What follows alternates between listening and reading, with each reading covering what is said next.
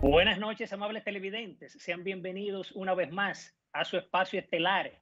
Encuentro directo en este sábado 25 de septiembre del año 2021. Las gracias a Dios por permitirnos estar nuevamente con todos ustedes. Buenas noches, Karina Sánchez Campos. Buenas noches, Ramón Núñez Fernández, y a toda nuestra fiel teleaudiencia que cada fin de semana sintonice este encuentro directo con todo lo que va generando noticias en el país y el resto del mundo.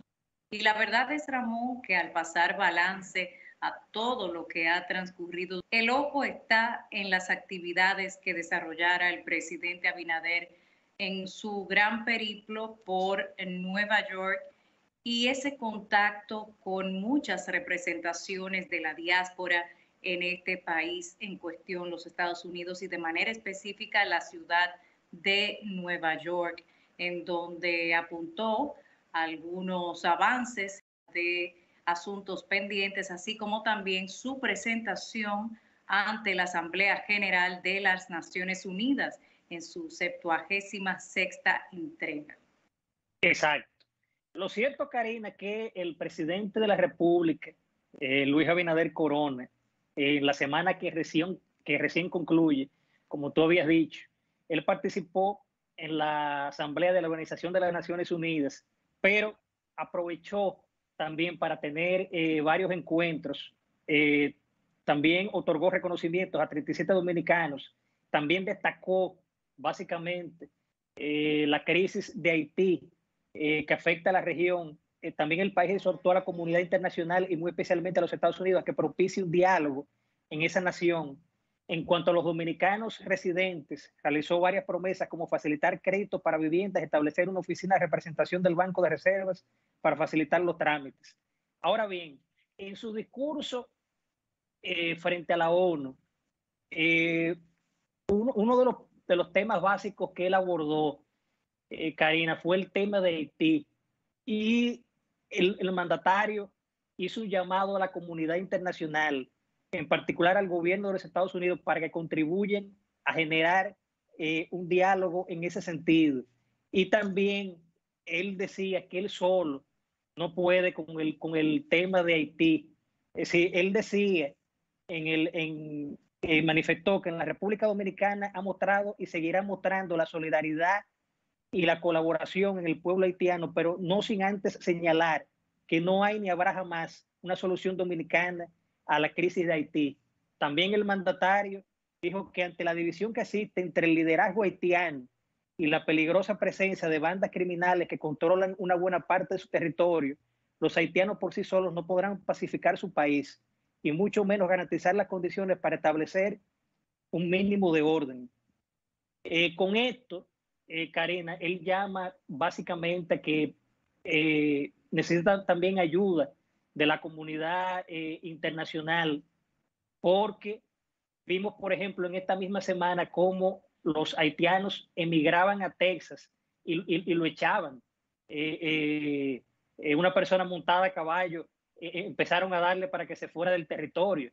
Entonces, él llama para que no lo dejen solo en esta batalla. También él habló también de muchísimos temas económicos y de muchísimos puntos de interés. Ciertamente, Ramón, como de costumbre hacemos referencia a la lectura entre líneas y en este sentido, una palabra de enlace que repitió bastante el presidente Abinader en este discurso al que nos referimos fue la palabra solo en el contexto imperativo o condicionante, de manera que todo lo que seguía a esta palabra de enlace es a lo que más tenemos que prestar atención. Por ejemplo, cuando él refería lo que la comunidad de estados que están representados en las Naciones Unidas deben hacer frente a raíz de la pandemia, con esos enormes retos que se han derivado, dice que solo pueden ser abordados efectivamente desde, y ahí viene la palabra clave, multilateralismo renovado, a seguidas de emergencia climática y revolución tecnológica. Son parte de lo mismo que viene a través de la Agenda 2030, a la cual él también hizo alusión en este discurso. creando una especie, según sus palabras, de necesidad de articular un nuevo paradigma para el estado de bienestar que requeriría reforzar la unidad y la cooperación entre todas estas naciones, pronunciando nueva vez en el contexto de ese solo imperativo la palabra transición global. ¿Cuáles son las palabras clave en este discurso del presidente Abinader? El solo como imperativo condicionante para referirse al multilateralismo renovado, emergencia climática, revolución tecnológica, transición global y todo bajo la sombrilla de la Agenda 2030, que tiene muchos elementos que podrían resultar hasta peligrosos en términos humanos generales. Esto amerita una discusión evidentemente a fondo. Sin embargo, en el tercer y último punto de este discurso trajo a colación el tema haitiano.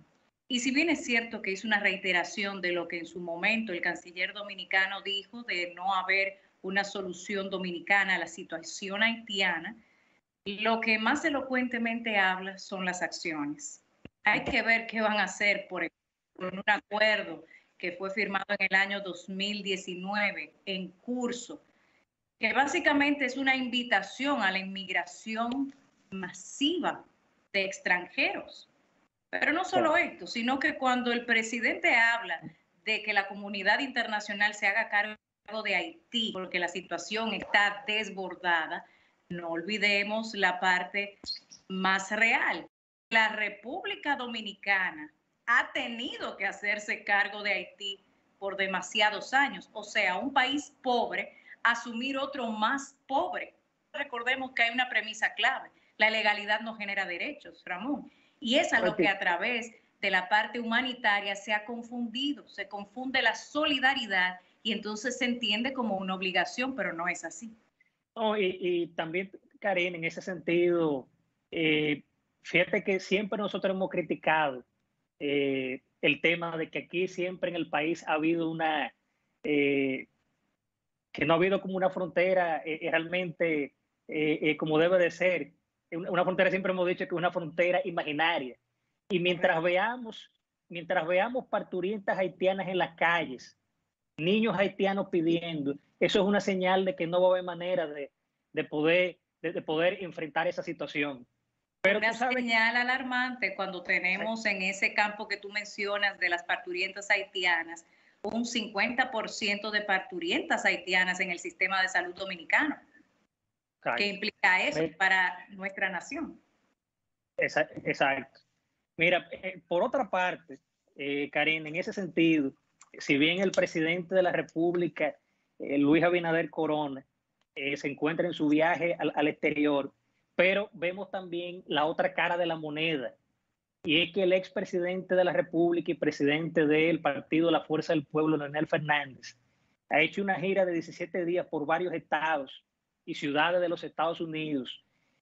Como siempre, participó en cuestiones académicas y otras actividades como el Fórum sobre el Futuro de América Latina y el Caribe, donde compartió participaciones con los expresidentes de Chile, Ricardo Lagos de Colombia, Ernesto Samper de Costa Rica, Laura Chinchilla, así como la directora ejecutiva de la CEPAL y el secretario general de la Organización de los Estados Americanos y otros especialistas.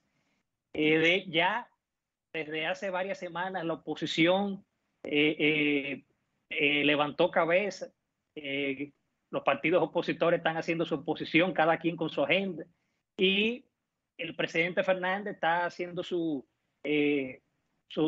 diferentes visitas internacionales como partido opositor. Ciertamente, captando nuevos prosélitos, y en este sentido ahí sí se da la conjugación de juntos, pero no revueltos, porque ambos coinciden con estos viajes al exterior y precisamente coinciden en que el punto sea los Estados Unidos.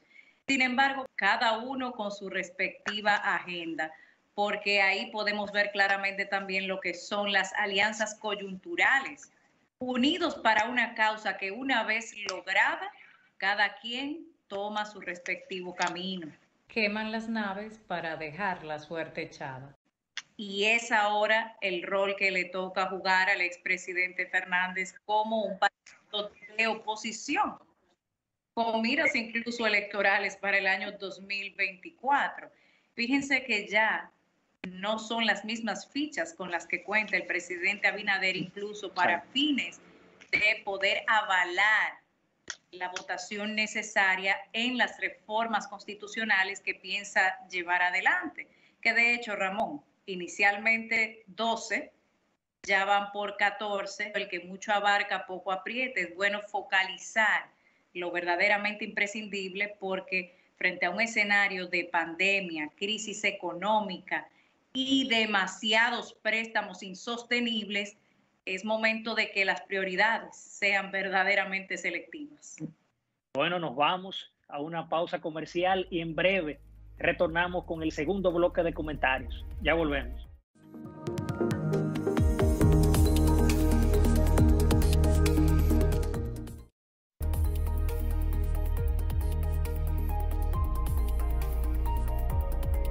De regreso con Encuentro Directo, nos adentramos en una realidad que ahora se va expandiendo también en los Estados Unidos. Nos referimos a la inmigración ilegal masiva de haitianos. Específicamente fue noticia esta semana, Ramón, la llegada y prácticamente salida de miles de haitianos que entraban por la frontera con Texas en los Estados Unidos. Es curioso, Ramón, porque muchas personas entienden que estos haitianos hacen un recorrido desde Haití, pero en la mayoría de los casos se pudo confirmar lo que Vox Populi. La mayoría de estos haitianos vienen desde Brasil, Chile y otros países que le habían recibido y de los cuales ellos habían recibido sendos beneficios. Una vez obtenidos estos, entonces continuaron su recorrido y ahora piensan seguir obteniéndolos desde otro lugar, en esta ocasión desde los Estados Unidos. ¿Por qué si ya han obtenido beneficios y condiciones de vida dignas van hacia otros lugares? Entonces el motivo no es condición de vida, pero sí la afecta a los países donde llegan masivamente sin control. Por tanto, el foco estaría en quienes financian estas movilizaciones masivas que crean caos. Sin embargo, también, Ramón, llama la atención la posición oficial de este país, porque no hace ni una semana, Ramón, cuando se le cuestionaba a la secretaria de prensa de la Casa Blanca de Joe Biden el por qué no exigírsele la vacuna obligatoria del COVID-19 a los inmigrantes ilegales y sí a los ciudadanos y trabajadores federales.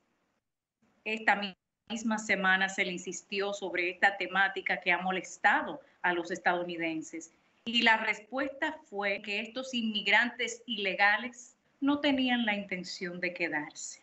Completamente inverosímil, porque ¿cuál es la razón que embarca a estos haitianos a recorrer miles de millas por bosques y desiertos peligrosos para finalmente llegar y quedarse 2 días en los Estados Unidos? Entonces se quejan los estadounidenses que tienen que presentar los llamados pasaportes COVID para poder ingresar, por ejemplo, al cine o a un restaurante. Ahora ellos sí pudieran decir con toda propiedad que ellos no tienen intención de quedarse en el cine, por lo tanto no deberían exigírselo. Sí, porque en ese sentido, Karina, es decir, como bien tú señalabas, es decir, fueron casi millares de haitianos que se encontraban básicamente debajo de un puente en la frontera entre México y los Estados Unidos y comenzaron a ser deportados y atrapados en lo que es el llamado, por ejemplo, Río Grande.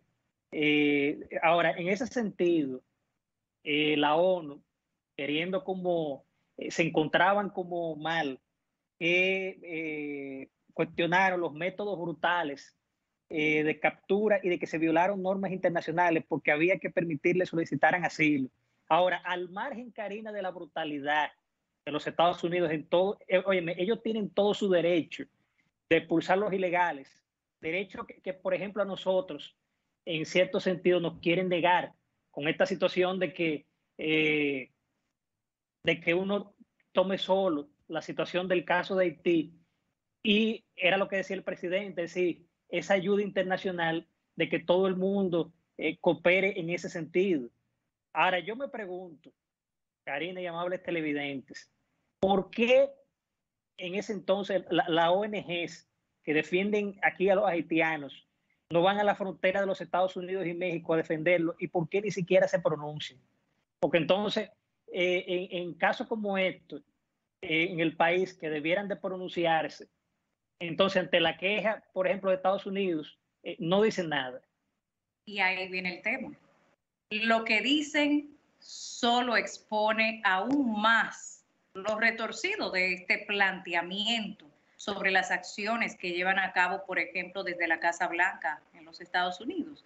Porque cuando se presentaron estas imágenes, las palabras fueron que quedaron horrorizados ante lo que veían. Si uno se lleva de la línea o connotación que se vende a través de los titulares amarillistas, es una patrulla montada y por tanto a caballo en Texas, un lugar de vaqueros. ¿Cómo sorprende un ambiente de vaqueros con vaqueros? Porque a fin de cuentas a eso se reducen los hechos, al punto de que en una información de último minuto, el fotógrafo que tomó las ahora infames fotos de estos agentes de la patrulla fronteriza montada en Texas, dice que él y sus colegas nunca vieron agentes azotando a nadie y que las fotos están siendo mal interpretadas. Sin embargo, la falsa narrativa está en marcha. Lo que sí debiera sorprender e incluso aterrorizar a la comunidad internacional es que en Haití se vive en carne propia como en el lejano oeste. Pero no me refiero a una película. Bajo el control en la gran parte de este país de pandillas extremadamente peligrosas, en donde a la fecha es ya una mega industria el secuestro, en donde no hay posibilidad alguna de seguridad ciudadana, porque toda la población está sometida al manejo de estas bandas criminales. Imaginen ustedes lo que representa para República Dominicana con una frontera porosa por donde se cuela desde trata de personas, contrabando de armas ilegales, drogas y, por supuesto, la temida llegada del control de estas bandas criminales de Haití para incluso poder operar desde la República Dominicana. Y el punto aquí es que siempre Haití ha vendido hacia afuera una imagen de miseria, exportando una imagen de miseria.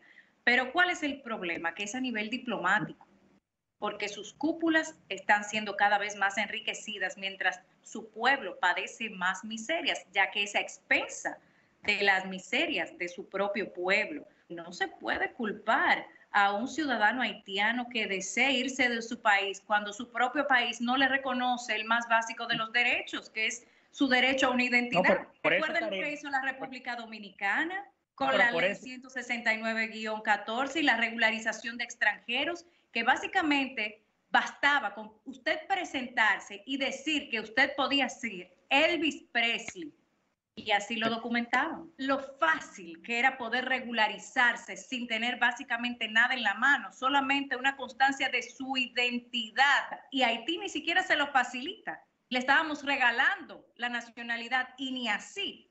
Entonces deben de haber límites también.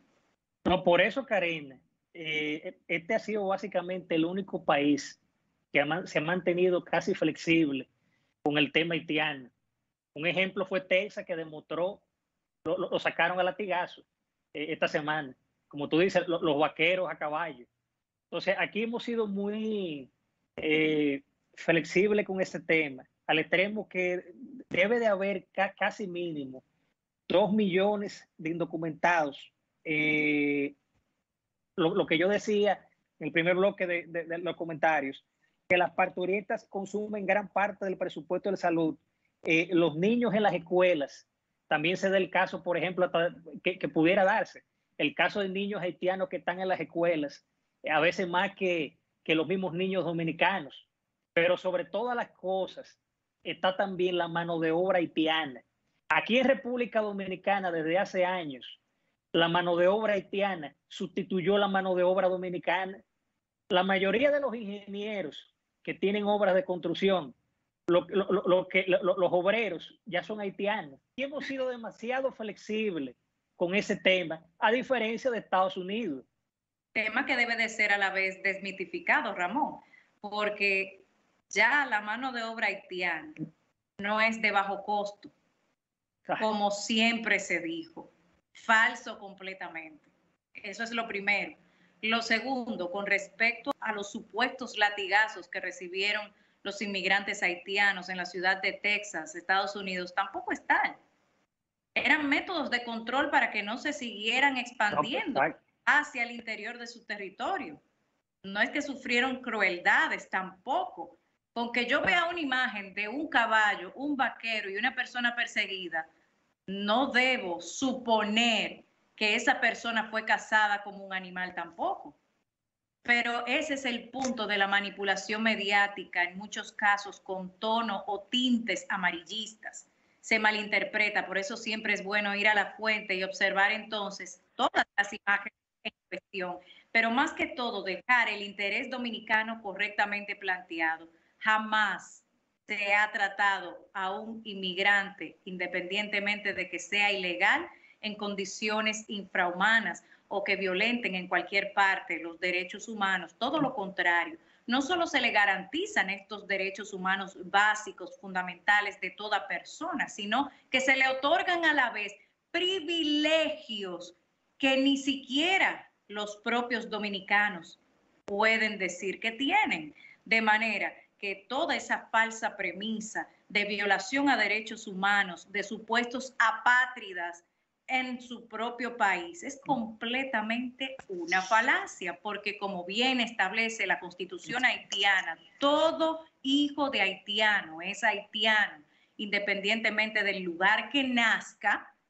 Entonces lo que se debe abogar es para que una persona que desee cambiar su nacionalidad, entonces se ajuste a las reglas del país al cual quiere entrar, porque cada país tiene sus propias reglas y es por esto que las leyes son los límites y los alcances de estas pretensiones. Aquí tenemos una ley general de migración, pero por encima de la misma está la Carta Magna, recordando la premisa más importante de todas: la ilegalidad no genera derecho. Bueno, Karina, nos vamos a una pausa comercial y en breve retornamos con una interesante entrevista. Nos acompañará el doctor Trajano Vidal Potentini, presidente de la Fundación Justicia y Transparencia. Ya volvemos.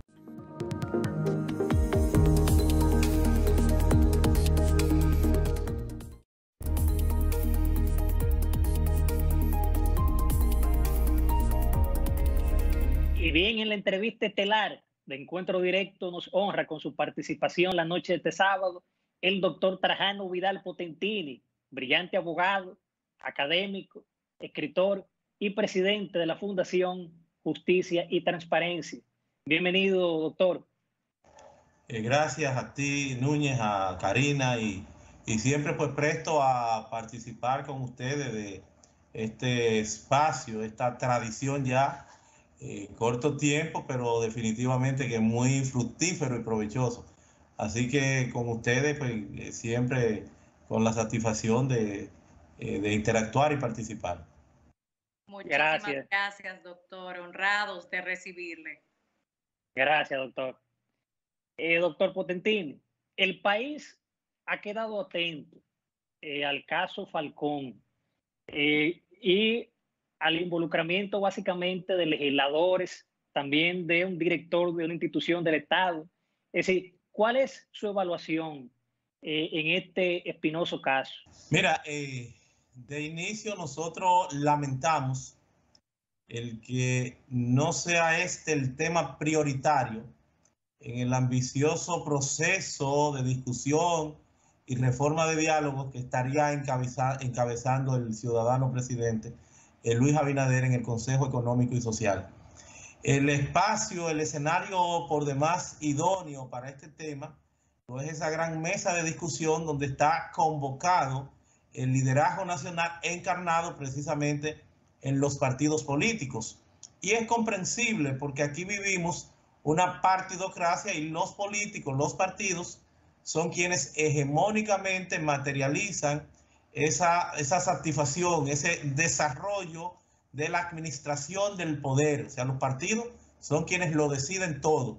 Y el tema no de narcoestado, de la narcopolítica, hay que decir que ha permeado hasta los tuétanos, los diferentes estamentos sociales, al que no está ajeno, al que no está escapo, la política dominicana. Digo que no es narcoestado porque sería muy arriesgado, sería posiblemente exagerado y un ejercicio de especulación hablar de un narcoestado, porque un narcoestado tendría una configuración que no es la que se verifica en la República Dominicana, de que desde el poder se esté organizado para delinquir o para participar a gran escala en los temas de narcotráfico. Ese no es el problema de la República Dominicana. Naturalmente, si pudiéramos hablar de una narcoeconomía por razones atendibles. Somos geográficamente un país puente y como tal tenemos el atractivo de servir para el trasiego de drogas, fundamentalmente para los Estados Unidos de Norteamérica y eventualmente también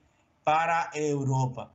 Entonces, yo desde ya le estoy planteando a la clase política, al liderazgo político nacional, que deben integrarse a un proceso de reflexión y más que todo, asumir la responsabilidad que le corresponde. Esto no es un tema estrictamente de lo que serían las mejoras que habría que hacerle a las leyes. Perfectamente se pudiera incluir ahí en reformas, pero también hay una voluntad política, hay una responsabilidad de los partidos a nivel interno que como propuesta deben tener entonces una dirección general de ética e integridad pública dentro de esos partidos para entonces trabajar en la profilaxis, tener las alertas, permanentemente estar en ese proceso, llevar las cuentas, el financiamiento, que tengan que ver en el orden prudencial y en la observación, en el visto bueno de todo lo que tiene que hacerse, para que en lo sucesivo no tengan que rendirle malas cuentas a la Junta Central Electoral.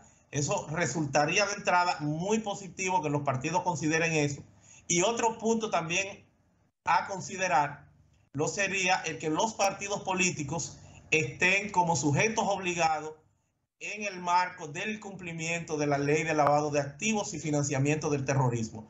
Los partidos políticos, pese a que en la mayoría de los países que han adoptado, que han asumido esto, que es una ley tipo, la 155-17, por influjo, en este caso por el seguimiento del Grupo de Acción Financiera Internacional, el GAFI, se tiene dentro de 40 recomendaciones estándares que se precisan para que los países la adopten a partir de sus leyes. Se tiene en la mayoría de los países que los partidos políticos sean sujetos obligados dentro del esquema del tema del lavado de activos, y precisamente aquí los partidos se quedaron fuera a la hora de aprobar la ley.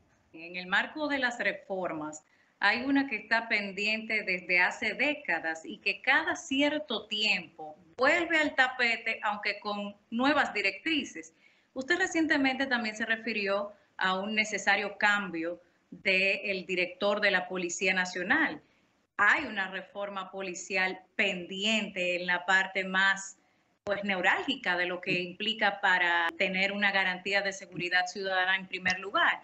¿Cuál entiende usted que debe de ser el enfoque más efectivo a la hora de hablar de seguridad ciudadana con respecto a una reforma policial y las razones que usted esgrime para sustituir al actual director de la Policía Nacional?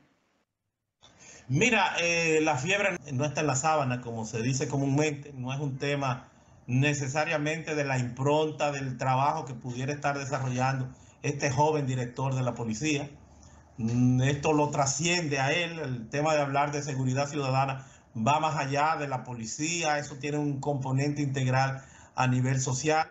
La policía es una simple pata de esa mesa que más que reformada, yo he dicho que debe ser refundada, arrancando por el simbolismo que representa este Palacio de la Policía, que es una remembranza lastimosamente de lo que fuera la dictadura de Trujillo en términos de su estructura, los sótanos, los pasillos, las solitarias, qué sé yo, se requiere como en el orden simbólico tener en este caso una nueva edificación que le dé ese perfil de modernidad, que sea acorde con las necesidades de una policía que tiene metodológicamente en sus manos la obligación de perseguir la delincuencia a partir de un esquema de sana crítica y de un nuevo Código Procesal Penal que es con los elementos de la criminalística, de la prueba que hay que recoger en términos objetivos, en el orden probatorio, de una policía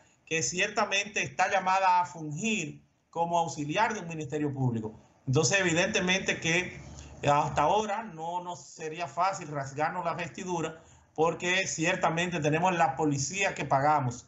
Hay que reconocer que el gobierno ha hecho ingentes esfuerzos, ha mejorado sustancialmente la calidad de vida de los policías, pero no lo suficiente para esa gran labor, esa reingeniería que hay que hacer operativa a nivel interno de la policía. No es suficiente, aun cuando le han amenazado con que van a tener seguridad social, el tema de SENASA, los policías, mejora de sueldo, pero todavía resulta insuficiente. Entonces tú tienes que tener una policía tecnificada, una policía educada, una policía con conocimiento, una policía compuesta por profesionales de policía. Entonces eso no tiene cómo verificarse si no hay un sueldo, si no hay una vida digna, y por ahí tendríamos que empezar de cara a las grandes responsabilidades que tiene esta policía, que es un componente dentro de la seguridad ciudadana. Doctor, con la salvedad de que un bajo salario no justifica contubernio con el mal que deben enfrentar. No, pero sí poca educación, sí poca calidad de vida, sí ese desbalance de que te den una pistola con toda la desgracia encima, una pistola que cuesta 300, 400 mil pesos hoy día, que están atracando para buscar precisamente, porque es lo que te buscan como arma predilecta para salir a ese incremento que se observa a través de los atracos de la policía. No, en modo alguno se justifica, pero tienen que tener mejores condiciones. Y te lo preciso como forma de establecerte la relación de una persona que tiene responsabilidades, que demanda, necesita de educación, necesita de conocimiento.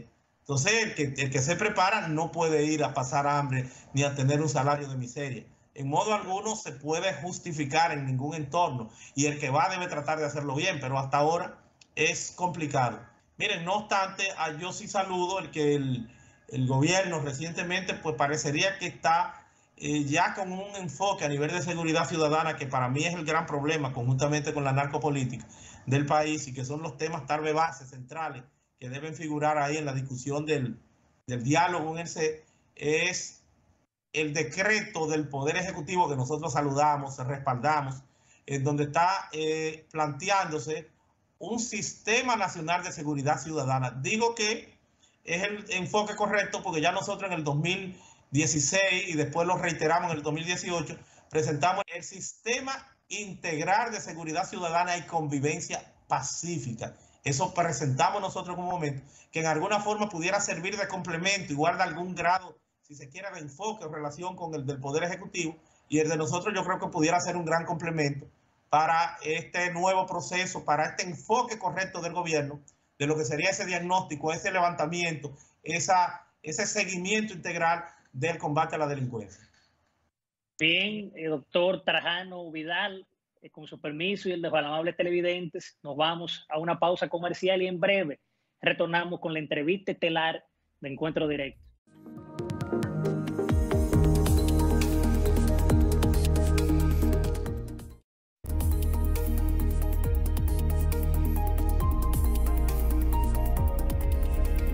Continuamos nuestro encuentro directo con el doctor Trajano Vidal Potentini, presidente de la Fundación Justicia y Transparencia, abogado, escritor, académico y definitivamente más que empapado en los temas de actualidad, con una perspectiva de soporte sobre temas tan imprescindibles como el electoral. Por ejemplo, doctor, recientemente, a propósito del llamado diálogo nacional convocado por el presidente Abinader, se agregó como otro punto de agenda reformar precisamente la materia electoral.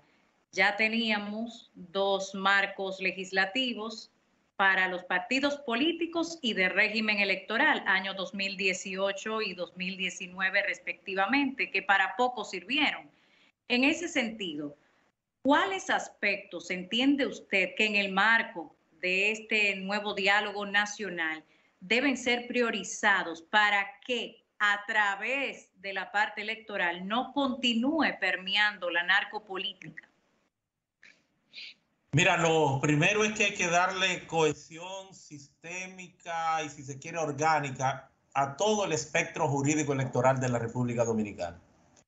Digo esto porque a ese rosario de extensísimo en el marco legislativo de leyes y, por qué no, también otras disposiciones normativas inferiores, como lo serían las resoluciones de Junta Central Electoral, resoluciones del Tribunal Superior Electoral y finalmente también el picadillo, literalmente, que ha hecho el Tribunal Constitucional, tanto de las leyes últimas que tú refieres, la 33-18 de partidos políticos, organizaciones y movimientos políticos en la República Dominicana, y de igual forma la orgánica del régimen electoral, la 15-19, que sustancialmente se cambian aspectos nodales de la misma y otros están pendientes de conocer en el Tribunal Constitucional. Todo ello supone una gran hipótesis de trabajo que serviría como insumo para que los legisladores asimilen, entienden, y que es una de las propuestas que ha aflorado y que nosotros la hemos sido reiterativos por años, porque somos un testigo de sección de primera línea de todos estos procesos, y es en la configuración, en este caso legislativa, legal, de integrar, codificar toda la materia electoral en un solo libro, en un solo texto. O sea, estaríamos hablando de un código electoral. Nosotros la denominación que le damos para tener algo, qué sé yo, que sea más acorde con lo que son las buenas nuevas, los buenos tiempos, los nuevos tiempos, el neoconstitucionalismo y demás, pudiera ser un código de la democracia, en esencia un código electoral que integre de forma sistemática todas y cada una de las leyes, porque son muchas. Está la ley de los emblemas y los símbolos que tienen que ver con los partidos, la que tiene que ver con Junta Central Electoral, la de el voto preferencial, leyes que están vigentes por ahí, la de hombre, mujer a nivel de las alcaldías, otras tantas leyes, diputados en el exterior, los diputados nacionales, bueno, un sinnúmero de leyes. El sistema de consecuencias de estas normativas, porque mire usted, por ejemplo, en el más reciente torneo electoral, se condena por lógicas razones el involucramiento del presidente de la República en asuntos proselitistas y participó de la campaña. Incluso la OEA se pronunció en ese sentido y estaba diciendo abiertamente en un comunicado que había violentado las normas en la República Dominicana, pero no pasó nada. Se normalizó. Sí, de forma estructural habría que decir que como primer paso es la organización de todo el componente jurídico electoral, incluyendo la parte orgánica y procesal del tema electoral en el país. Estamos hablando de la ley también 2911 y todo lo que tiene que ver con el Tribunal Superior Electoral. O sea que ese código de la democracia tendría dos componentes, uno orgánico de las estructuras y otro procesal del procedimiento que se incluye, que se integra en la parte de la justicia electoral, que es una justicia de sección, una justicia especializada. Una justicia que tiene el inconveniente ahora mismo, que si tú observas su ley orgánica, la 2911, tiene 30 y tantos artículos. Pero si tú te buscas del reglamento de aplicación de la misma, el reglamento jurisdiccional, tiene 400 y tantos artículos, algo que lo hicieron los jueces. O sea, están suplantando las funciones, las facultades del Congreso, que es a quien le corresponde. Entonces hay que darle un sentido de integralidad a todos y cada uno de estos componentes en una codificación para que podamos entendernos. Ese es el primer paso. Ya una vez con esa plataforma o dándole esa estructura, entonces ahí pasamos a considerar los temas que tienen que ser modificados. Primero, el que tú tienes que, es inconstitucional ahora mismo el hecho de que tú tengas un ministerio público que no tenga una connotación nacional, un ministerio público especializado estricta y exclusivamente para la parte electoral. Eso tiene que ser el juez natural del procesal penal. Eso hay que trabajarlo, eso no se corresponde de que un ministerio público especializado sin que tenga una connotación nacional, que es lo que tiene que hacer, porque esto es un tribunal que de entrada es negatorio a lo que es el acceso a la justicia, porque es un tribunal único que solamente funciona aquí. Entonces hay que trabajar en el diseño punitivo de la parte electoral, porque los jueces electorales no pueden ser de que jueces de la intrusión, porque hay un juez natural, que es el juez de la intrusión ordinario del Código Procesal Penal. Eventualmente la unificación de las elecciones pudiera ser otro tema que hay que considerar, porque ahora tiene la agravante de que tenemos en un año, en menos de un año hay 3 elecciones y pueden hacer hasta 4, con lo que son las primarias en octubre. Eso hay que trabajarlo. Atenuar un poquitito esa capacidad reglamentaria que tiene la Junta Central Electoral, porque la Junta hoy por hoy trabaja pues con una serie de reglamentos que tienen ellos que desarrollar. Entonces vamos a tener eso de forma permanente, que no haya ese espacio de discrecionalidad para lo que es el financiamiento, que es uno de los temas, el tema de la narcopolítica, amén de la responsabilidad que tiene que emanar de los partidos políticos a la hora de afrontar, como yo le dije a ustedes, ese problema. Doctor Potentín, el jueves pasado la Fundación Justicia y Transparencia mandó un comunicado a la prensa hablando justamente del discurso del presidente en la ONU. Su opinión al respecto sobre las palabras del mandatario en la ONU. Bueno, nosotros hemos dicho que sentimos gran satisfacción. Creemos que ha sido un discurso valiente, por demás pertinente, en un escenario irrepetible, un escenario único, un escenario que se explaya todos los años desde el tercer martes de septiembre hasta pues ya finales de diciembre, que es donde se gesta la Asamblea General Ordinaria de Naciones Unidas, ese órgano que es el órgano principal, el órgano deliberativo de Naciones Unidas, por donde desfilan los presidentes.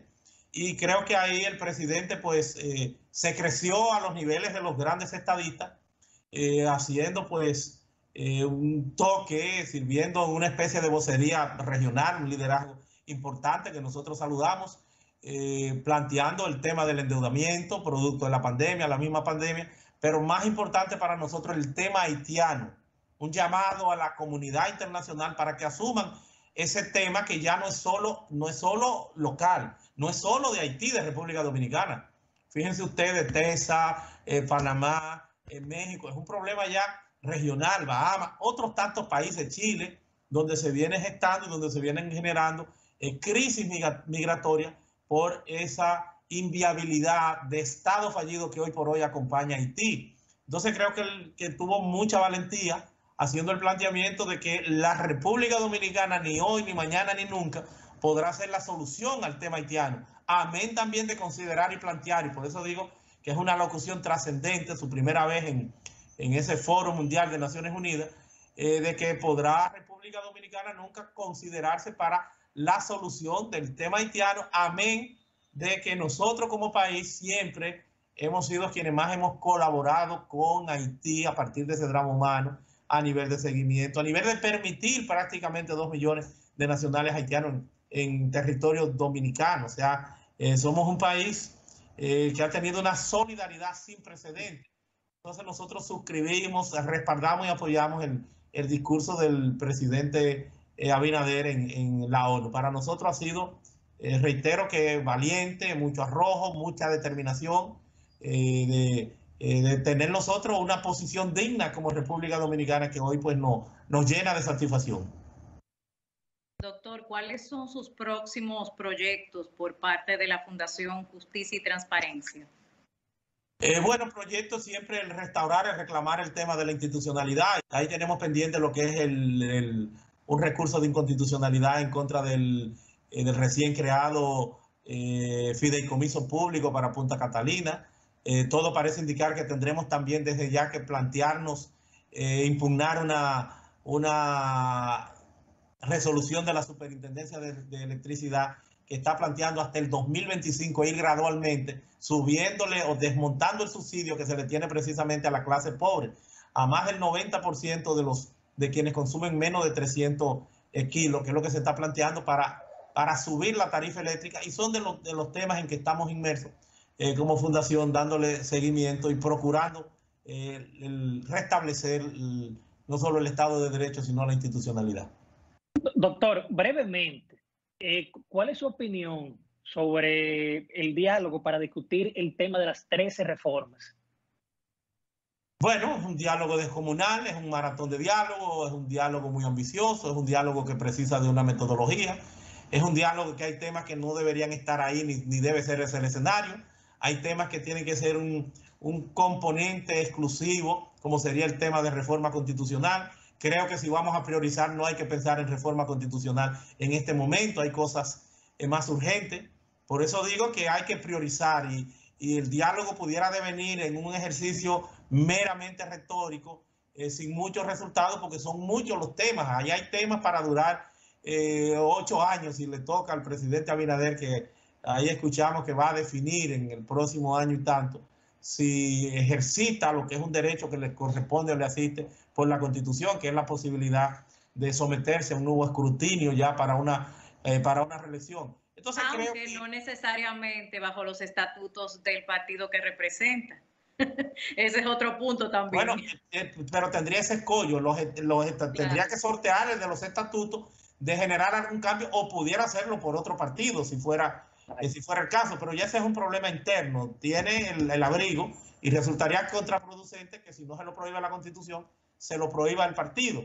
Pero yo del diálogo no tengo muchas esperanzas, muchas expectativas, son muchos los temas. Yo me conformaría con que seguridad ciudadana y narcopolítica sea lo que le den prioridad, y que después se considere en abordar otros temas, como por ejemplo reforma fiscal, que no es el momento, es inoportuno, como el mismo de reforma constitucional. Eso hay que diferirlo más adelante. Yo creo que hay que ir sorteando los grandes problemas que tenemos y después considerar o pensar en ese diálogo tan amplio y tan ambicioso. Completamente de acuerdo con usted. Así es. Bien, doctor. Solo nos resta agradecer su participación aquí en este encuentro directo. Muchísimas gracias. A ustedes. Bien, amables televidentes, nos vamos a una pausa comercial y en breve retornamos con la rectica final de Encuentro Directo.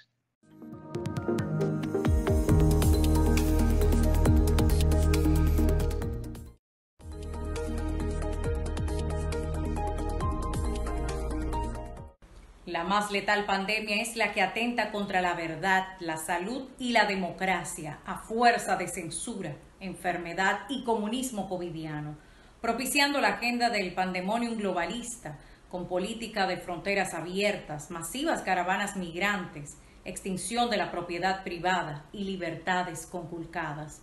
Cuando se promueve una nueva normalidad, incluye excluir todo lo que ha dado orden y sentido a las sociedades occidentales. Una cosa es la colaboración internacional y otra muy distinta, que eso pudiera implicar pérdida de la condición de Estado-nación, anulando nuestra identidad y soberanía nacional. Por ello, en palabras de Desiderius Erasmus, aquel que permite la opresión comparte el delito. Como en el libro 1984, donde guerra es paz, libertad es esclavitud, ignorancia es fuerza, ahora el lema del nuevo capítulo: no tendrás nada y serás feliz. Lo primero es la realidad, lo último, una percepción.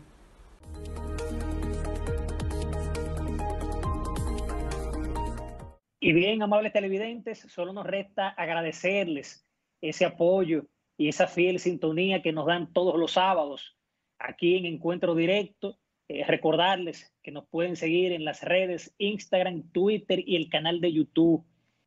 Suscríbanse al canal de YouTube del programa para que puedan ver este y los anteriores. Karen. Ramón, un gusto haber compartido este nuevo encuentro directo con todo lo que ha generado noticias en el país y el resto del mundo, y de manera muy especial poner atención sobre algunos elementos que actualmente está viviendo la humanidad que pueden confundir. En este sentido, me voy a referir a una frase del economista estadounidense Thomas Sowell, cuando advierte que el socialismo es totalitarismo con un rostro humano. Que tengan buenas noches.